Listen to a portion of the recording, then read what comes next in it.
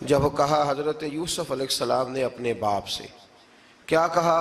کہا یا ابتی، اے میرے باپ، انی رأیت احد عشر کوکبا، بے شک میں نے خواب میں دیکھے ہیں 11 ستارے، والشمس اور سورج، والقمر اور چاند، رأیتہم لی ساجدین، کہ وہ مجھے سجدہ کر رہے تھے۔ یہ خواب دیکھا حضرت ابراہیم علیہ السلام کے بیٹے حضرت اسحاق علیہ السلام، اور حضرت اسحاق علیہ السلام کے صاحبزادے حضرت یعقوب علیہ السلام۔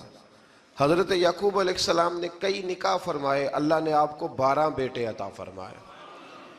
2 بیٹے تھے آپ کے، حضرت یوسف علیہ السلام اور حضرت بنیامین علیہ السلام، جو ایک والدہ سے تھے۔ حضرت یوسف علیہ السلام بڑے حسین و جمیل تھے، بڑے خوبصورت تھے۔ کچھ لوگ ظاہراً خوبصورت ہوتے ہیں تو کچھ کی ساتھ عادتیں بھی بڑی خوبصورت ہوتی، بڑے نفیس، بڑے فرما بردار، بڑی میٹھی ٹھنڈی بات کرنے والے۔ ہوتا یہ ہے کہ جب کوئی بچہ پیارا بھی ہو اور عادتیں بھی اچھی ہوں تو ماں باپ کی آنکھوں کا تارا بن جاتا ہے، باقی محنت کرنے کی بجائے شکوہ کرنا شروع کر دیتے ہیں۔ تو حضرت یوسف علیہ السلام کے والد حضرت یعقوب علیہ السلام اپنے بیٹے سے بڑا پیار کرتے تھے۔ اور آج اس واقعے میں آپ کو یہ بھی سمجھ آئے گی کہ ساری زندگی لوگوں نے ماں بیٹے کا پیار بیان کیا ہے، یہ وہ واقعہ ہے جس نے باپ بیٹے کا پیار بیان کیا اور انوکھے انداز میں بیان کیا۔ یعنی باپ اور بیٹے کے پیار کا بھی کوئی شخص کسی جگہ تصور کر سکتا، اسے ماپا اور تولا جا سکتا نہیں ہے۔ تو حضرت یعقوب علیہ السلام کے صاحبزادے تھے یوسف علیہ السلام، آپ بڑا پیار کرتے تھے، تو باقی بھائی تھوڑا حسد کرنے لگے، انہیں جلنا شروع کر دیا۔ حضرت سیدنا یوسف علیہ السلام ایک دن فرمانے لگے اپنے والد سے کہ ابا جی میں نے خواب دیکھا ہے کہ 11 ستارے، سورج اور چاند مجھے سجدہ کر رہے ہیں۔ قال یا بنی لا تقصص رؤیاک علی اخوتک، کہ بیٹا اپنا خواب اپنے بھائیوں سے نہ بیان کرنا، اپنا خواب اپنے بھائیوں سے نہ بیان کرنا، فَيَكِيدُوا لَكَ كَيْدًا، ہو سکتا ہے وہ تیرے خلاف کوئی سازش رچیں۔ کیوں رچیں؟ اس لیے کہ ان الشیطان للانسان عدو مبین، بے شک شیطان آدمی کا کھلا ہوا دشمن ہے، وہ ہر وقت وسوسہ اندوزی کرتا ہے۔ تو لہٰذا بھائیوں سے بات بیان آپ نے نہیں بیان کی۔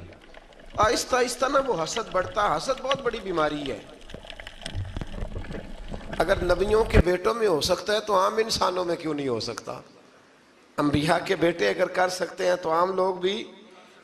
آپ جب کسی شخص کو دیکھیں نا کسی کے بارے میں کچے جملے بول رہا ہے، کمزور بات کر رہا ہے، تو پہلے اچھی طرح ٹٹول لیں کہ حق بیان کر رہا ہے یا صرف حسد کے بیچ رہ کے گفتگو کر رہا ہے۔ بہت بڑی بیماری ہے۔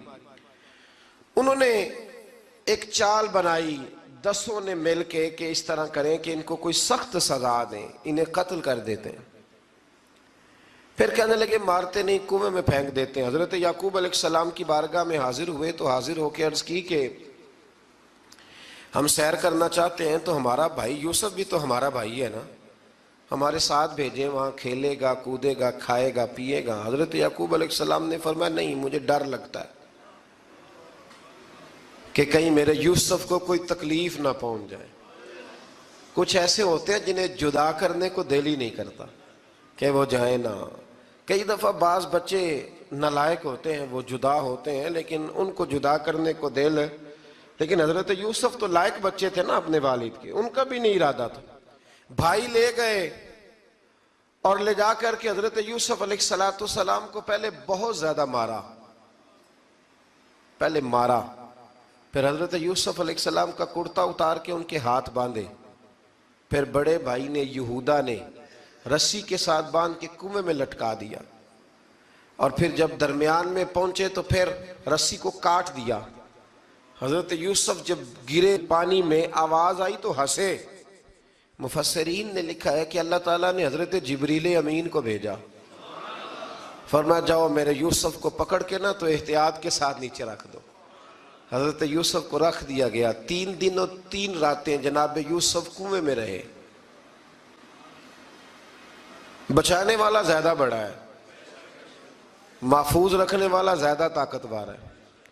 3 دن اور 3 راتیں کنویں میں رہے۔ انہوں نے کیا کیا کہ حضرت یوسف کا کرتا چونکہ اتار لیا تھا، دو کرتے انہوں نے پہنے ہوئے تھے، بعد مفسرین نے لکھا ہے ایک تو کرتا وہ تھا جنہوں نے استعمال کیا، تو ایک کرتا بطور تعویذ کے حضرت یعقوب نے ان کے گلے میں ڈال دیا بطور برکت کے، تو وہ کرتا بھی ان کے گلے میں تھا، ایک کرتے سے انہوں نے باندھ دیا، دوسرا کرتا جو تھا نا اس کو خوند لگا کے نا بکری کا، تو حضرت یعقوب کے پاس آئے اور جب دروازے تک پہنچے تو شور کرنے لگے زور زور سے۔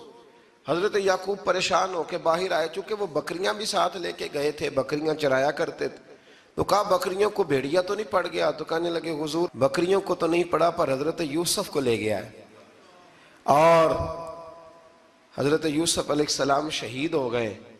حضرت یعقوب علیہ السلام نے نا وہ کرتا دیکھا تو کرتا دیکھ کے فرمانے لگے بڑا سیانہ تھا بھیڑیا، یوسف سارا کھا گیا ہے پر کرتا کسی جگہ سے پھٹا بھی نہیں۔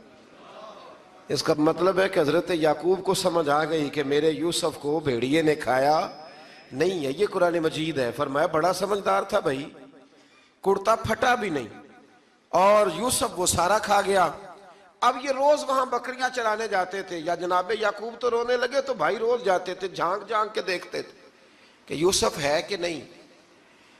تیسرے دن ایک قافلہ وہاں سے گزرا جو مصر جا رہا تھا، انہوں نے پانی نکالنے کے لیے جب ڈول لٹکایا تو حضرت یوسف نے پکڑ لیا۔ اس شخص نے حضرت جناب یوسف علیہ السلام کو اوپر کھینچا، جب اب واپس اوپر زندہ نکل آئے تو بھائی پھر حیران ہو گئے، ابھی بھی شکر ادا نہیں کیا کہ 3 دن کے بعد دیکھو اللہ نے کتنا فضل فرمایا ہے۔ لیکن وہ پھر کہنے لگے قریب آ کے نا اس سے، یہ ہمارا بھاگا ہوا غلام ہے، اگر تمہیں چاہیے تو لے لو، سستا بیچ دیں گے۔ حضرت یوسف کا قول بعد مفسرین نے لکھا ہے، آپ فرماتے ہیں کہ مجھے جب انہوں نے تھپڑ مارے تو اتنی تکلیف نہیں ہوئی، کنویں میں پھینکا تو اتنی تکلیف نہیں ہوئی، تکلیف تب ہوئی جب انہوں نے مجھے بھائی نہیں مانا اور کہنے لگے یہ ہمارا بھاگا ہوا غلام ہے۔ تو کہا کتنے کا بیچو گے؟ کہا تم 20 درہم دے دو اور لے لو۔ 20 درہم کا جناب یوسف کو بیچ دیا۔ وہ لے گئے مصر کی منڈی میں، وہاں قیمت لگنے لگی، کتنے ہزار، اتنے ہزار، اتنے ہزار۔ اللہ اکبر۔ جناب یوسف کہتے میں نے وہ رنگ بھی دیکھا کہ جب میرا باپ سب سے بڑھ کر مجھ سے پیار کرتا تھا، اور آج میں وہی یوسف ہوں جس کی بولیاں لگ رہی، جس کی بولیاں لگ رہی۔ عزیز مصر آ گیا، مصر کا جو مال خزانہ کا مالک تھا وہ شخص آ گیا۔ اس میں بھی کئی اقوال ہیں کہ وہ بادشاہ تھا کہ کیا تھا، بہرحال عزیز مصر آیا، خزانوں پر قبضہ اسی کا تھا۔ اس نے حضرت یوسف علیہ السلام کے وزن کے برابر سونا تول کے دیا، وزن کے برابر چاندی تول کے دی، وزن کے برابر اس نے ہیرے جواہرات دیے، پھر گھر لے گیا۔ اور جناب یوسف علیہ السلام فرماتے ہیں میں ایک آزمائش سے نکلا، جب گھر آیا تو بڑے سکون سے رہنے لگا۔ عزیز مصر نے اپنی بیوی زلیخا سے کہا اس کا خاص خیال رکھنا۔ فرماتے ہیں محبت ملنے لگی، پیار ملنے لگا، گھر میں بڑی خوشی سے رہنے لگا، پر اللہ کو کچھ اور ہی منظور تھا۔ آزمائش پر آزمائش ذرا دیکھیے گا، پہلے باپ کا پیار، پھر کنواں، پھر کنویں سے بچ گئے تو مصر کی منڈی۔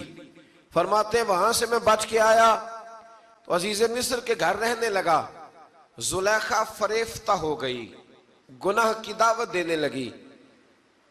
تو حضرت یوسف نے کہا قال معاذ اللہ، میں اللہ کی پناہ چاہتا ہوں۔ سارے دروازے بند کر کے جب وہ پیچھے بھاگی، اصل حسین وہی شخص ہوتا ہے جو اپنے باطن کے حسن کو بچا لیا کرتا ہے، جو سوداگری کرنے لگے وہ تھوڑا حسین ہوتا ہے۔ حضرت یوسف علیہ السلام جب بھاگے تو اس نے پیچھے سے پکڑ کے کرتا کھینچا، کرتا پھٹ گیا۔ ابھی آپ دروازے تک پہنچے تھے، عزیز مصر خود آ گیا۔ اس نے آگے کہا یہ کیا ہو رہا ہے؟ تو اس نے مکر کیا، زلیخا نے، کہنے لگی کہ ہونا کیا ہے، اس کو گھر میں رکھ کے پالا ہے، اب جوان ہوا ہے تو معاذ اللہ اس نے میرے طرف دست درازی کرنے کی کوشش کی ہے۔ حضرت یوسف پھر خاموش ہو گئے۔ بھائی بیچ رہے تھے تو پھر بھی خاموش تھے۔ کبھی کبھی کچھ چیزیں خاموش رہ کے سہنی پڑتی ہیں۔ زخم پہ زخم کھا کے جی، خون جگر کے گھونٹ پی، آہ نہ کر لبوں کو سی، یہ عشق ہے کو دل لگی نہیں، حضرت یوسف علیہ السلام پھر چپ ہے. زلیخا نے بڑی باتیں کی. ایک دانا آدمی تھا, قرآن کہتا ہے ایک بولا بولنے والا, ایک عقل مند بولا. اس نے کہا دیکھو نہ زلیخا کی سنو نہ یوسف کی سنو. اگر تو کرتا آگے سے پھٹا ہوا ہے تو پھر غلطی ہے جناب یوسف کی, اور اگر پیچھے سے پھٹا ہے تو پھر زلیخا کی غلطی. حضرت یوسف کی معاذ اللہ پھر غلطی. تو عزیز مصر نے کرتا دیکھا تو پیچھے سے پھٹا تھا, لیکن امام قرطبی کہتے ہیں وہ کوئی عقل مند آدمی نہیں, وہ تو 4 مہینے کا بچہ تھا. وہ ایک 4 مہینے کا وہ قریب تھا. حضرت یوسف علیہ السلام کی گواہی دینے کے لیے اللہ نے اسے زبان دی تھی. زلیخا کے ماموں کا بیٹا تھا, 4 مہینہ کا گہوارے میں لیٹا ہوا, جب بادشاہ سے فیصلہ نہیں ہو رہا تھا اور بادشاہ پریشان تھا عزیز مصر کہ کسی کو جا کے بتاؤں گا تو کوئی کیا سوچے گا, اس کے گھر میں کیا کچھ ہوتا ہے. کہتے پریشان تھا تو پنگوڑے سے بچہ بول پڑا. کہنے لگا بادشاہ اگر تو کرتا آگے سے پھٹا ہے تو پھر معاذ اللہ غلطی حضرت یوسف کی, اگر پیچھے سے پھٹا ہے تو پھر زلیخا کی. تو کرتا پیچھے سے پھٹا تھا, حضرت یوسف کے حق میں گواہی مکمل ہو گئی. اب آہستہ آہستہ نا دربار میں محل میں بات پھیلنے لگی. تو بیویاں کہنے لگی اوہو زلیخا تو ایک غلام پہ عاشق ہو گئی ہے, ایک غلام پہ. تو زلیخا کہنے لگی تم مجھے میرا محبوب نہیں ڈٹھا. یہ رٹے ڈالنے والے دیکھتے نہیں اور دور کھڑے رہ رہ کے کہانیاں سناتے رہتے. اس نے کہا تو نے ابھی دیکھا نہیں نا, تو نے ابھی, تجھے کیا پتا ہو کہ ماجرا کیا ہے. تو کہنے لگی نہیں تو غلام پہ. اس نے کہا چلو تجربہ کراتی ہوں. ساری عورتوں کو بٹھایا, ہاتھ میں ایک ایک سیب دیا, ایک ایک چھری دی, اور جب پوری تیاری ہو گئی پھل کاٹنے کی عورتوں کی تو جناب یوسف سے کہا ذرا جھلک تو دکھاؤ. تو حضرت یوسف نے جب جھلک دکھائی تو قرآن کہتا ہے سیب کاٹنے کی بجائے ہاتھ کاٹ لیے, اور کہنے لگی اوہو یہ کوئی بشر نہیں, یہ تو کوئی فرشتہ ہے, یہ کوئی فرشتہ ہے, یہ تو کوئی اللہ تبارک و تعالیٰ کی طرف سے آنے والا کوئی کرامت والا عزت والا شان والا فرشتہ ہے. تو حضرت زلیخا کہنے لگی سمجھ آئی ہے پھر, تو مجھ پر شکوہ کرتی تھی. تو اب وہ بات بھی آہستہ آہستہ پھیلنے لگی کہ حضرت یوسف علیہ السلام کی غلطی نہیں, غلطی زلیخا کی. اب بادشاہ نے زلیخا سے کہا کہ اگر تو میں تیری بات کروں تو تیرے ساتھ میری بدنامی کا بھی ڈر ہے, کیا کریں. طے یہ پایا کہ حضرت یوسف کو جیل میں ڈال دیا جائے. پہلے بھائیوں کے تھپڑ, پھر کنواں, پھر مصر کی منڈی, پھر زلیخا کا الزام, اور پھر باری آ گئی جیل جانے کی. حضرت یوسف علیہ السلام کو جیل میں, کچھ نے لکھا ہے 12 سال جیل میں رہے, جیل میں ڈال دیا. حضرت یوسف علیہ السلام جیل میں کیا کرتے؟ واعظ فرماتے, تبلیغ فرماتے, لوگوں کو اللہ کی توحید کی دعوت دیتے. وہاں جیل میں نا ایک شخص نے خواب دیکھا. اس نے دیکھا کہ میرے سر پہ نا پرندے کھا رہے. تو حضرت یوسف کہنے لگے اس کی تعبیر یہ ہے کہ تجھے قتل کیا جائے گا, اور تیری لاش کچھ دیر پڑی رہے گی تو پرندے تیرے سر پہ آ کے بیٹھیں گے, یہ تعبیر ہے. ایسا ہی ہوا, واقعی وہ شخص قتل ہو گیا. ایک شخص نے دیکھا کہ وہ شراب کشید کر رہا ہے. اس نے بھی تعبیر پوچھی تو آپ نے فرمایا تو اپنے بادشاہ کو پلائے گا. محسوس ہوتا ہے کہ اتنی دیر تک شراب ناجائز نہیں تھی, تو اس کو شراب پلائے گا, یہ اس کی تعبیر ہے. وقت گزرتا گیا. وقت جو ہوتا ہے نا, وقت یہ خود بخود لوگوں کی بے گناہی ثابت کر دیتا ہے. ایک وقت میں نا پراپوگنڈا ہوتا ہے تو ہر آدمی پراپوگنڈے کا شکار ہوتا ہے. پھر جب وقت گزرتا جاتا ہے تو خود بخود وقت کا گزرنا کچھ چیزوں کا خود بخود حل بن جاتا ہے. حضرت یوسف علیہ نبینا علیہ السلام کو جب 12 سال بیت گئے تو بادشاہ نے, عزیز مصر نے خواب دیکھا. اس نے خواب دیکھا کہ 7 موٹی تازی گائیں دبلی پتلی گائیں کو کھا گئی, اور 7 خشک بالیاں ہیں, اور 7 سرسبز و شاداب بالیاں ہیں. اپنے وزیر سے کہنے لگا کوئی تعبیر والا بندہ ملے. اس نے کہا کہ ایک بندہ ہے جس کی تعبیریں بڑی سچی ہیں. کہا وہ کون؟ کہنے لگے جناب یوسف.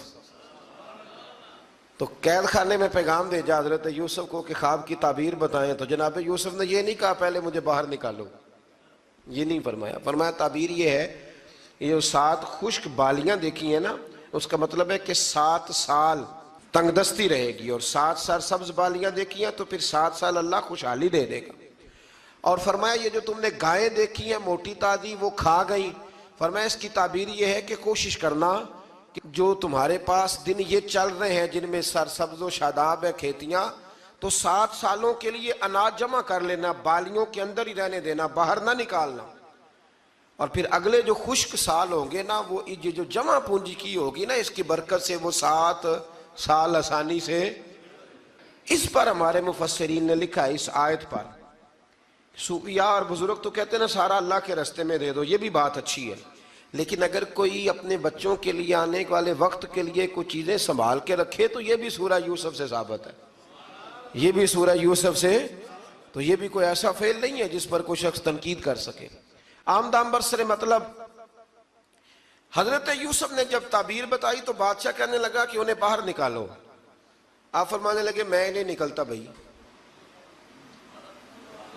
نہیں نکلتا میں جیل سے، یہی ٹھیک ہوں میں، آپ کیوں نہیں نکلتے؟ کہنے لگے پہلے اعلان کر کے لوگوں کو بتا کہ میں بے قصور ہوں، وہ جو تو نے پراپوگنڈا کیا نا اپنے منہ سے اعلان کر۔ اس نے جناب زلیخا کو بلایا، ان عورتوں کو بلایا، وہ عورتیں ساری سامنے آئیں، انہوں نے گواہی دی کہ یوسف تو بے گناہ ہے، پر سال کتنے لگ گئے؟ اللہ اکبر، 12 سال لگ گئے۔ یقین کریں کچھ لوگوں کو یہ ثابت کرنے میں نا کہ میں ٹھیک ہوں زندگی بیت جاتی ہے، اور میں تمہارا خیر کا ہوں زندگی بیت جاتی ہے۔ لوگوں کو ہوش تب آتی ہے جب مزار پر چادر ڈالنے کا ٹائم آ جاتا ہے، ہوش تب آتی ہے، لیکن پھر ہوش کا کوئی فائدہ۔ 12 سال کے بعد بادشاہ نے ان کو بلایا اور کہنے لگا کہ یہ جو خواب میں نے آپ کو سنایا اب کرنا کیا ہے؟ تو حضرت یوسف کہنے لگے تم سے کچھ بھی نہیں ہوگا، اگر کچھ کرنا ہے تو پھر یہ خزانے کی ذمہ داری میری لگاؤ، اگر کوئی قابل آدمی ہو تو وہ آگے بڑھ کے بات کر سکتا ہے۔ یہاں ہر بندہ ہی آگے بڑھ کے کہتا ہے مجھے دے دو ڈیوٹی، لیکن قابل ہو تو وہ آگے بڑھ کے بات کرے اور سمجھے کہ میرے علاوہ کسی کے لیے مشکل ہے تو پھر وہ آگے بڑھے۔ حضرت یوسف نے جب کہا تو انہوں نے آپ کو وزیر خزانہ بنا دیا، پھر ایک وقت آیا کہ وہ عزیز مصر ہی بن گئے۔ قحط پڑ گیا، جب مصر میں قحط پڑا تو دائیں بائیں بھی قحط پڑا، کنعان کے آپ رہنے والے تھے وہاں بھی قحط پڑا۔ حضرت یعقوب بیٹے کی یاد میں رو رو کے تو آنکھوں کی بینائی چلی گئی۔ اور یارو باپ بھی بڑا ہی پیار کرتا ہے، بڑا ہی پیار کرتا ہے، بڑا ہی، پتہ ہے باقی تمہیں تحفے دیتے ہیں، باقی تم سے محبت کرتے ہیں، تو باپ تو بیٹے کو اپنی جوانی دے دیتا ہے، اپنی جوانی اپنے بیٹے کے نام کر دیتا ہے۔ باپ بھی بڑا ہی پیار کرتا ہے سنگیو، کوئی نہیں تول سکتا۔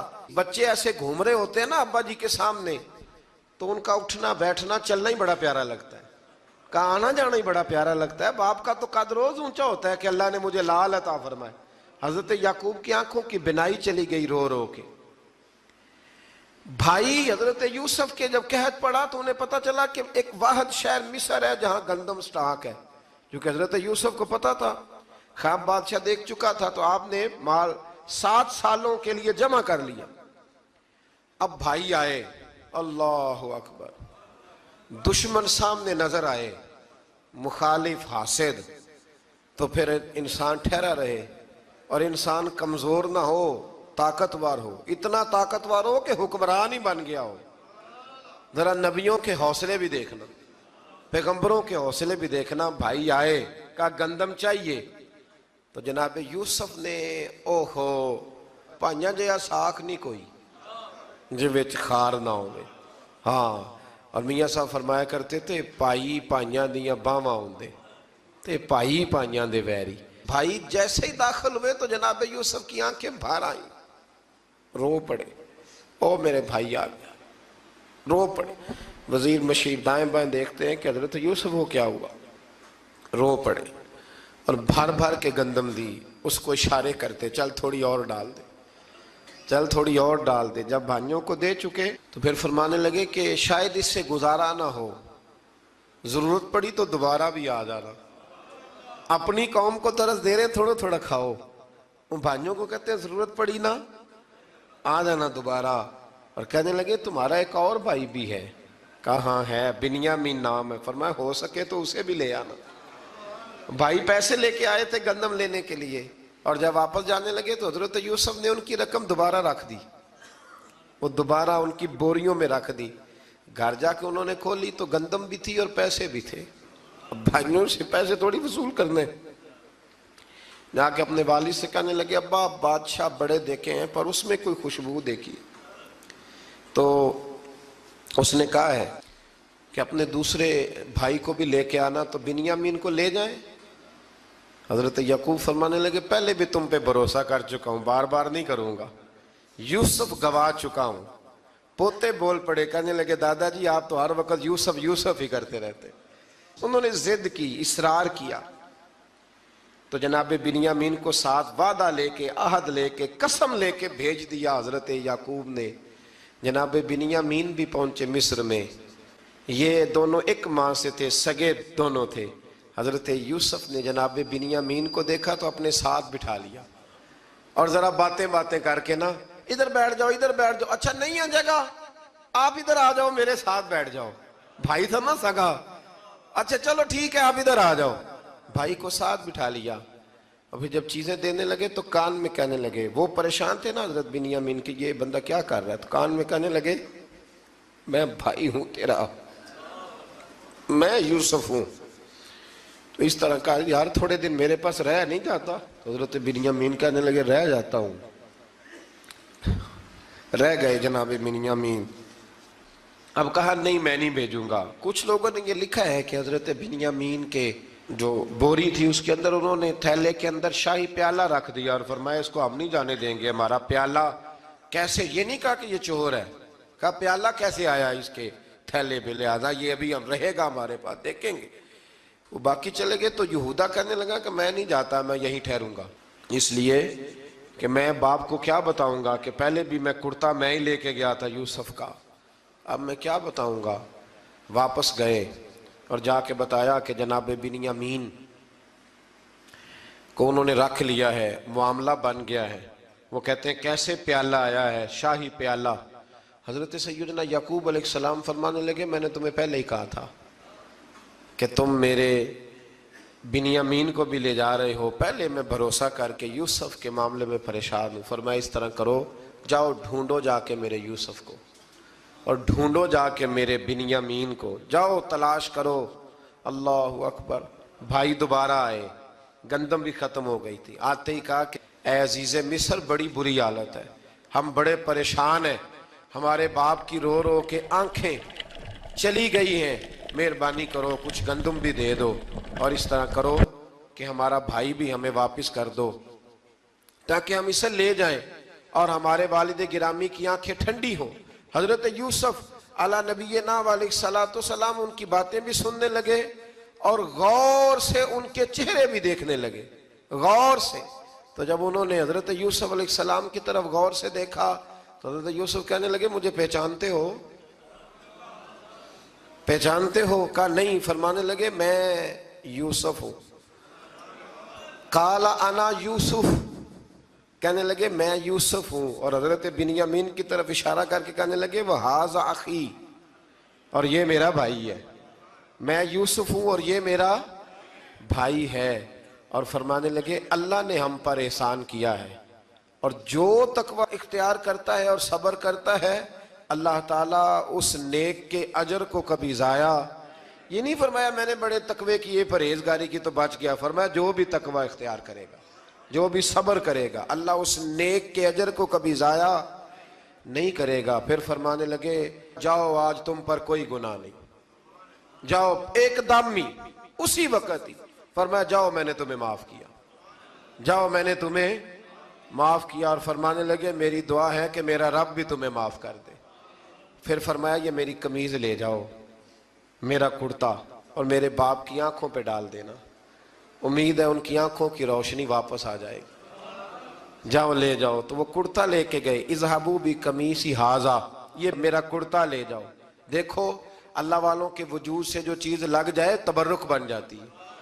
تو وہ کرتا لے کے گئے، بھائی ابھی دور ہی تھے، تو قرآن مجید کہتا ہے ابھی وہ دور تھے تو سیدنا یعقوب علیہ السلام فرمانے لگے بھئی مجھے یوسف کی خوشبو آ رہی ہے، مجھے نا یوسف کی، اللہ اکبر. کون اندازہ کرے باپ اور بیٹے کی محبت کا. مجھے نا خوشبو آ رہی ہے یوسف کی خوشبو, مجھے خوشبو آ رہی ہے. تو حضرت سیدنا یعقوب علیہ السلام کی آنکھوں پہ ڈالا تو روشنی واپس آ گئی. کعبہ جی ذرا چل کے دیکھو تو صحیح رب نے آپ کے بیٹے کو کتنی شانیں عطا فرمائی.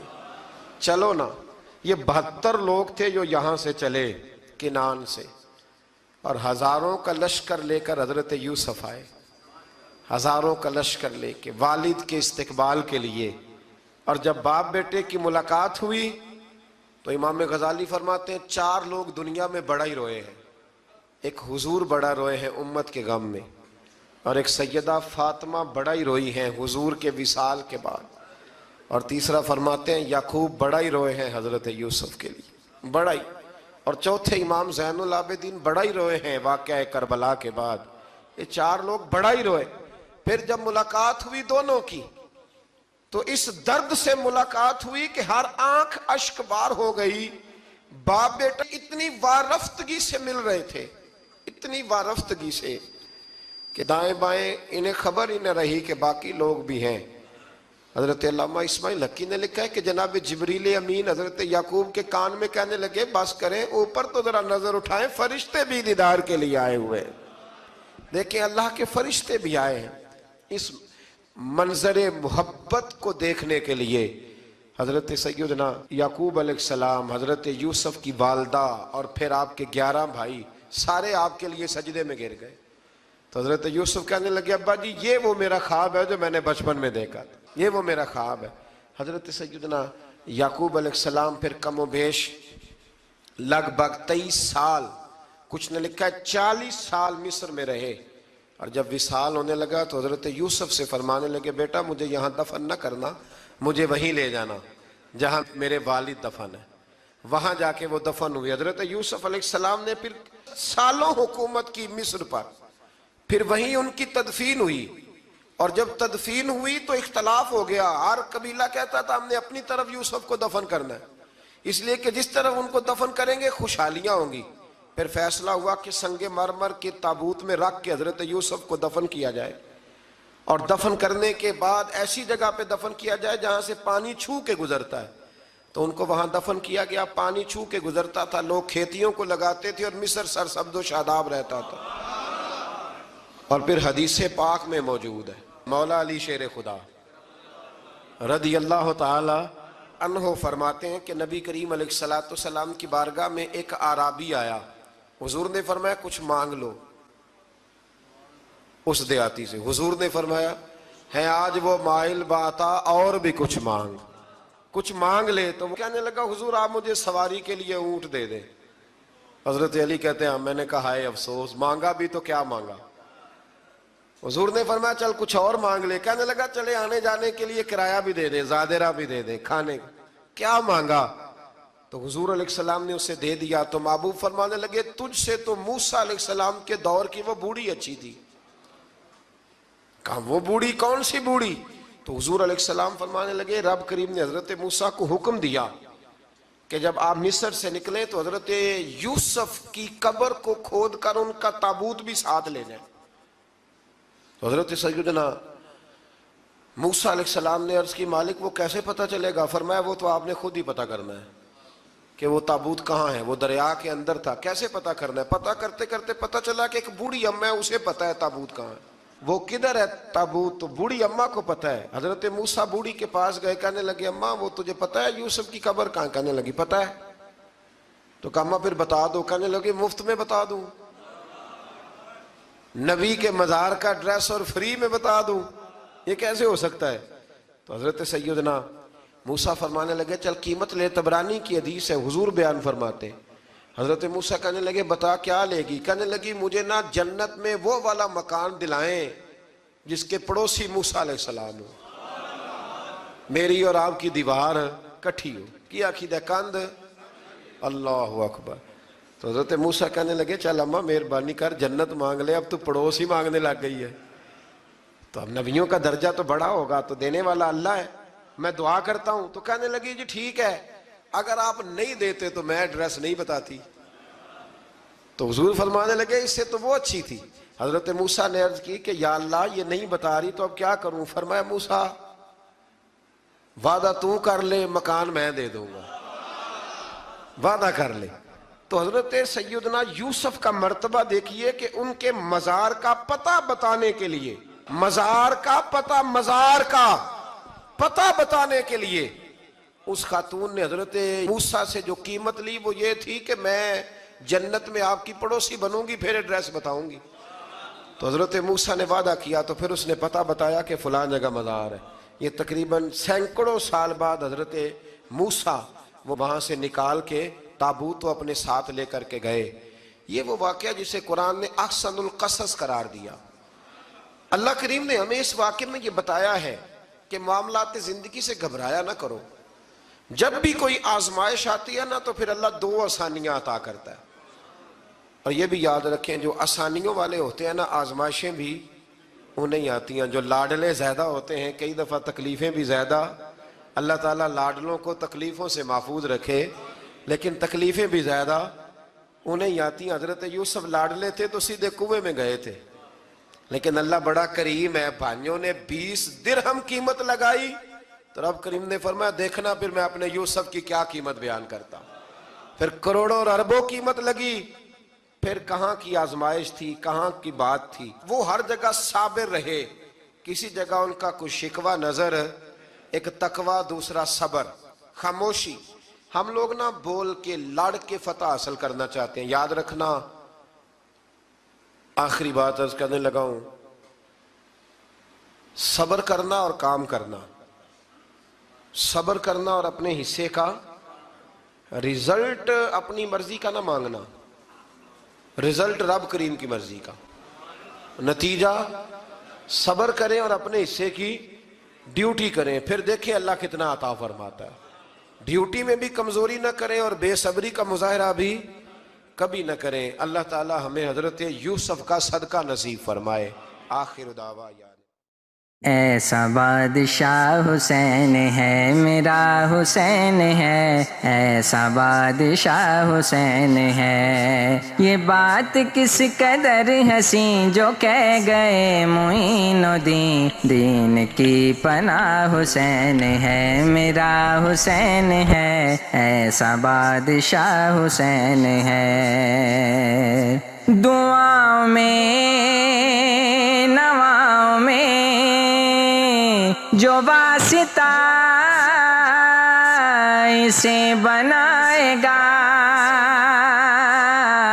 بہشت کی جو راہ کا ہے راستہ اسے بنائے گا. نہ راستے میں موڑ ہے، نہ راستے میں موڑ ہے، نہ واسطے میں موڑ ہے. ایسی سیدھی راہ حسین ہے میرا حسین ہے، ایسا بادشاہ حسین ہے. سنو سنو یہ دین تو حسین کا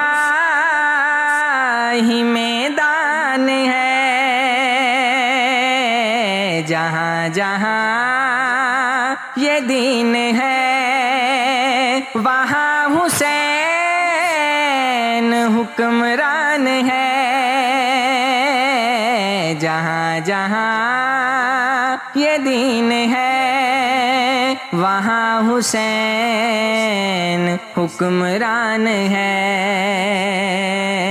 پاک سرزمین کا اس کے ہر مکین کا اب تو سربراہ حسین ہے میرا حسین ہے، ایسا بادشاہ حسین ہے میرا حسین ہے، ایسا بادشاہ حسین ہے. کرے کوئی جو ہم سری کسی کی کیا مجال ہے. بد عمل ہے بد نسب اسی پہ بے شمار شمار ہے بد عمل ہے بد نسب اسی پہ بے شمار ہے ارے او دشمن ازل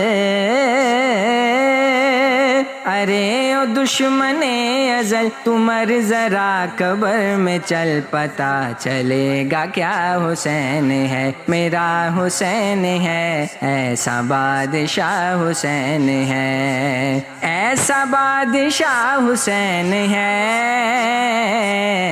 دین کی پناہ حسین ہے میرا حسین ہے ایسا بادشاہ حسین ہے یہ بات کس قدر حسین جو کہہ گئے معین الدین دین کی پناہ حسین ہے میرا حسین ہے ایسا بادشاہ حسین ہے میرا حسین ہے ایسا بادشاہ حسین ہے